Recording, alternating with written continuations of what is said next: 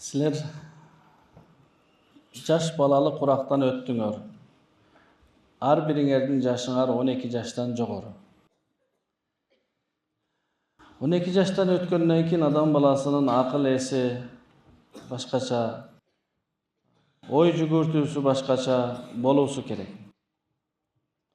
Биз бул дүйнөдө ким бизге канча жакшылык кылган, ошол жакшылыктарды билип, ошол жакшылыктардын ордуна рахмат айта алып, ыраазычылык билдире алышыбыз керек. Туурабы? Бирөө бизге жакшылык кылса, биз эмне кылышыбыз керек? Ыраазычылык билдирип, биз дагы жакшылык кылышыбыз керек. Жүрөктөн рахмат деп, чоң рахмат деп, ыраазычылык билдирип, анан биз дагы бир учур издеп, жакшылык кылышыбыз керек. Мисалы мектепте бир мугалим сен алсыз окуйсуң, сага көмөктөшүп, жардам берип, окууңа кошумча сага жардам берип жатса, ошол мугалимдин жакшылыгын билип, рахмат айтып, анан учуру келгенде мен да жакшылык кыламын деп ниет кылыш керек. Макул, дүйнөдө ким бизге кандай жакшылык кылса, ошол жакшылыкты кайтара алабыз. Бирок дүйнөдө бизге ата-энебиз кылган жакшылыкты биз кайтара албайбыз. Же кайтара алабызбы?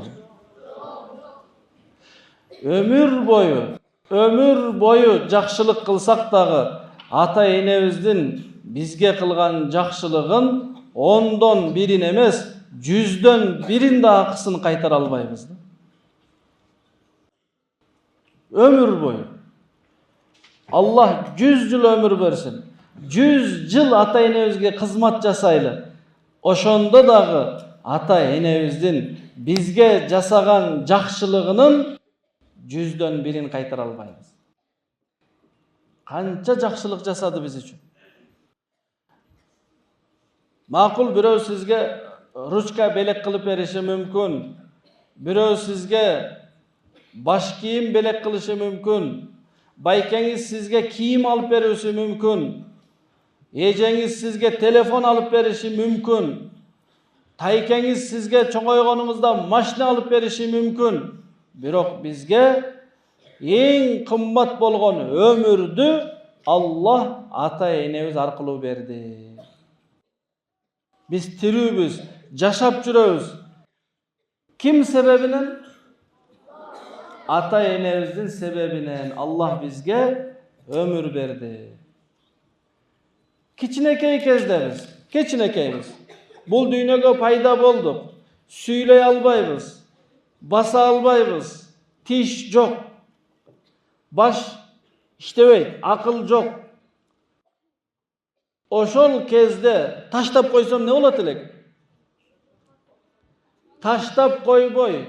Эмне кылды bizди? Ошол кезде бизге багып, курсагыбызды тойгозуп, кийимибизди таптаза кылып, 2 жыл бою, эң азы 2 жыл бизге сүт берди. Ким? Апа. Апанын жакшылыгын эч качан кайтара албайбыз. Алтын алып бересиңби, ажылыкка алып барасыңбы? Апанын жакшылыгын эч ким кайтара албайт. Эч качан кайтара албайт.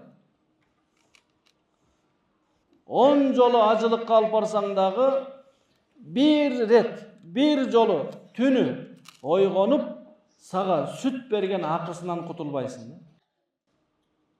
Кичинекей кезде баары бир эле да түнү да ыйлайсың, күндүзү да ыйлайсың. Же түнү уктатпайсың, же күндүзү уктатпайсың. Ошон баарына чыдап, сабыр кылып кызмат жасады. Анан ата-энеден башка бирөө, байкебиз, тайкебиз бизге жакшылык кылса бир кезде айтат: "Мен сага ушинткем. Мен сага велосипед алып берген. Кичинекей кезиңде мен карагам сени." Бирок апаларыбыз эч качан бизге айтпайт: "Балам, мен 2 жыл сени карагам" деп милдет кылбайт. Же милдет кылабы? Allah разылыгы үчүн Apalarыбыз бизге ушунчалык кызмат кылган. Апа кылган кызматты, ата кылган кызматты эч ким кыла алган жок, кыла албайт да. Биз ыйласак ыйлайт эле, оорусак ооруйт эле. Биз кубансак, силер күлгөндө апаңар дагы кошо күлүп кубанат эле. Демек, ата эненин кубанычы силердин кубанычыңарга байланышкан эле. Кыскасы канча кыйналды, өтө кыйналышты. Бирок бизди ушул жашка жеткенче багып, кийиндирип, окутуп, чоңойтты. Эми биз ушундай бир ниет кылышыбыз керек. Аллах буйурса, мен бүгүндөн баштап, ушул жашымдан баштап, өмүрүмдүн акырына чейин ата энемди жалаң гана кубандырамын. Эмне кыламын? Ушундай сөздөрдү айтышыбыз керек, ушундай иштерди жасашыбыз керек. Ата энебиз угуп, сүйүнсүн, разы болсун, кубансын.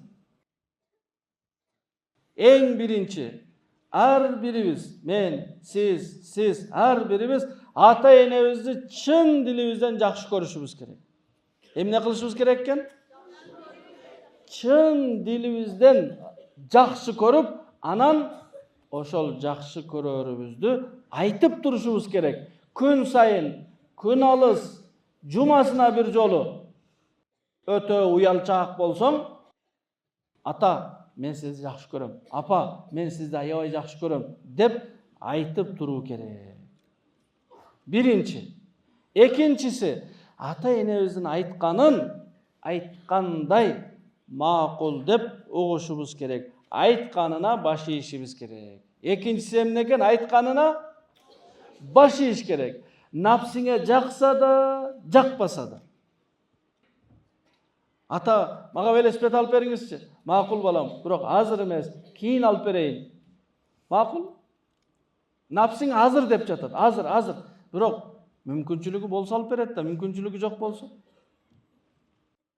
Билесиңерби азыр акча табыш канча кыйын. Биздин ата энебиз бизге адалдан иштеп акча табайын деп уурулук кылбайт.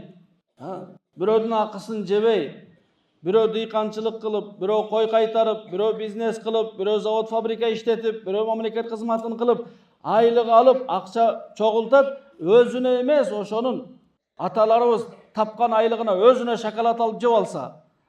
Жок, эмне кылышат?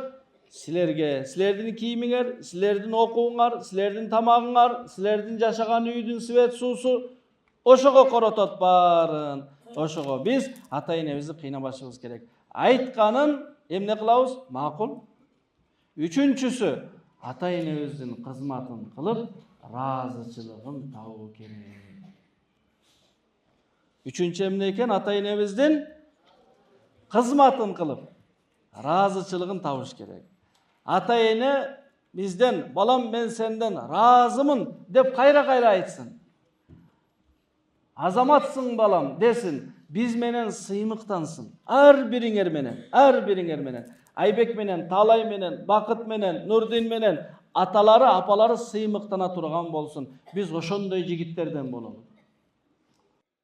Аллах сактасын, бизде арызданып келбесин үйгө, мектептен, көчөдө аксакалдар, балаңыз мындай кылды, балаңыз урушту, балаңыз мектепте жакшы окубайт, балаңыз мектепте терезе сындырып койду. Андай деп келбесин. Андай деп келсе ата эне эмне кылат? Сүйүнөбү? Жок, ата эне ренжийт. Бизге мектептен ата энебизге ыраазычылык кат жөнөтсүн. Мектеп мугалимдери, мектеп директори баш болуп, эмне болду? Балаңыз жакшы окуду, 5 алды деген каттар келсин. Жашаган жерибизде дамком келип не десин? Сиздин балаңыз үлгүлүү бала. Урушпайт бирөөлөр менен. Тополон кылбайт, мусор таштабайт, балаңыз жакшы бала. Ата энебизге бизден рахмат, ыраазычылык келсе, ата энебиз эмне дейт? Азаматсың балам. Молодец уулум дейт. Ошондо эмне болот? Ошондо биз өнүгөбүз, өсөбүз. Макалды ким билет? Жамгыр менен жер көгөрөт, бата менен кайсыл бата? Атанын батасы менен. Атанын батасы, апанын батасы менен эл көгөрөт. Эл ким? Эл силер. Атаң айтса, азамат балам, сен азамат болосуң. Атаң айтса, апаң айтса, молодец балам, сен молодец болосуң, азамат болосуң. Көп жаша балам. Ким ата энесин чын жүрөктөн жакшы көрөт? Ким ошол жакшы көрөрүн айтат ата энесине? Айтабызбы? Ким ата энесин айтканына эч качан жок дебей, макул ата, макул апа дейт. Мен дагы айтам. Ким ата энесин кызматын кылып, азаматсың деген наамды алат. Чынбы ниетиңер? Аллах кабыл кылсын. Кара, жигитче ниет кылдыңар. Жаш балача эмес. Мен айттым, жигитсиңер. Жигитче ниет кылдык. Эми ошону акыйкатта көрсөтүшүбүз керек. Бүгүндөн баштап мен ата энеме жалаң жакшы кабарларды угузам. Ата энем менден эми ренжи турган кабар укпайт. Элестеткиле, ата энебиз бизден жакшы кабар укса оорубайт ата энебиз. Ооруп жатса айыгып кетет. Балаңыз азамат, балаңыз молодец, кошуналардан рахмат, мугалимдерден рахмат, көчөдө элдерден рахмат. Жакшы сөздөрдү уксам не болот билесиңерби? Ата эне айыгып кетет, ооруп жатса. Жашарып кетет, картайып жатса.